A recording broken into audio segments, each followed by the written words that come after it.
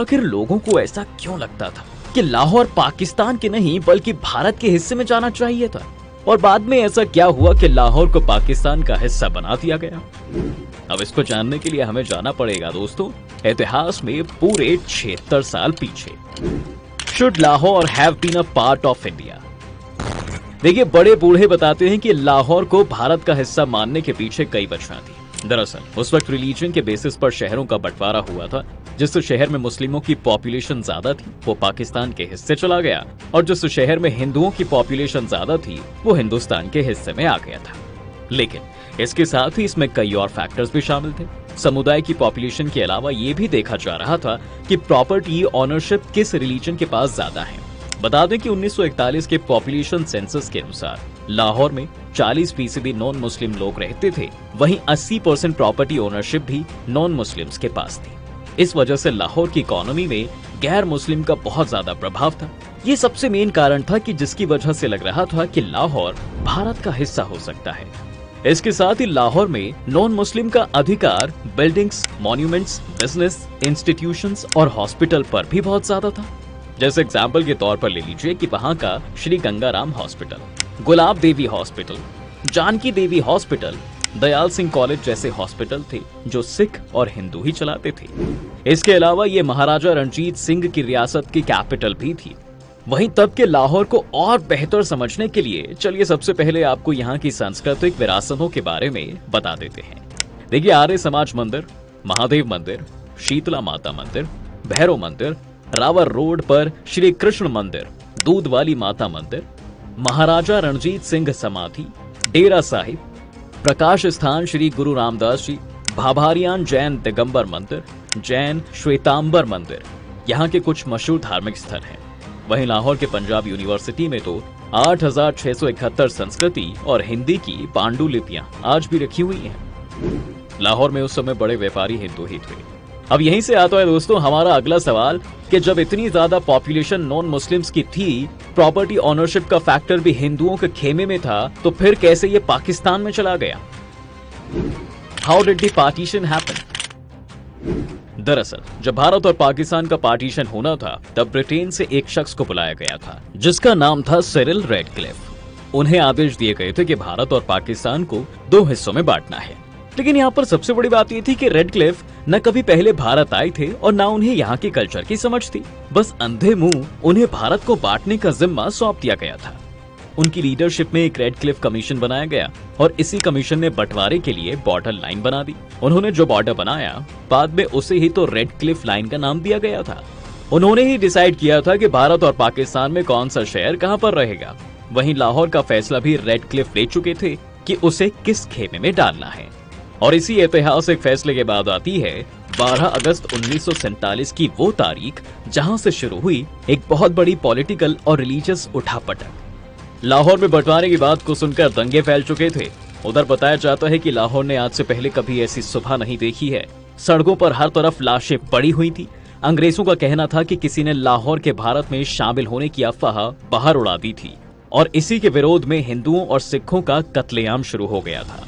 महज 24 घंटे के अंदर ही लाहौर में हालात इतने बिगड़ गए थे कि गवर्नर जेंकिंस ने लॉर्ड माउंटबेटन को टेलीग्राम भेजकर फौज को बुलाने का डिमांड कर दी।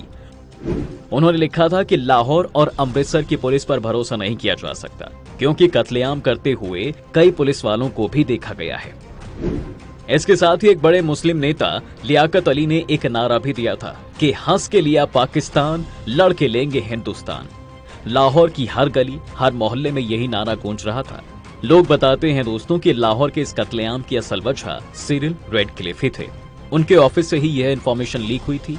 लाहौर पहले भारत के हिस्से में ही आना था, लेकिन 12 अगस्त को इतने लोगों का खून बहा कि लाहौर को भारत में मिलाने का फैसला गुपचुप तरीके से बदलना पड़ा। कहते हैं कि रेडक्लिफ का एक एसोसिएट पाकिस्तान को कोई भी बड़ा शहर ना दिए जाने से नाखुश था।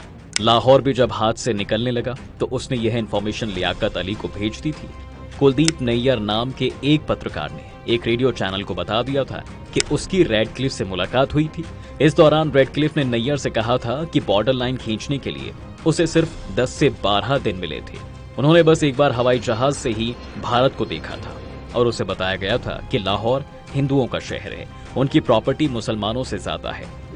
लाहौर तब बहुत बड़े शहरों में गिना जाता था दोस्तों, इस लिहाज से उसे हिंदुस्तान का हिस्सा होना था। लेकिन पाकिस्तान को अब तक कोई बड़ा शहर मिला था नहीं। तो रेडक्लिफ का कहना है कि बंटवारे के बाद मुझसे नाराज रहने वाले पाकिस्तान को खुश होना चाहिए कि मैंने भारत से लेकर उन्हें लाहौर दिया है।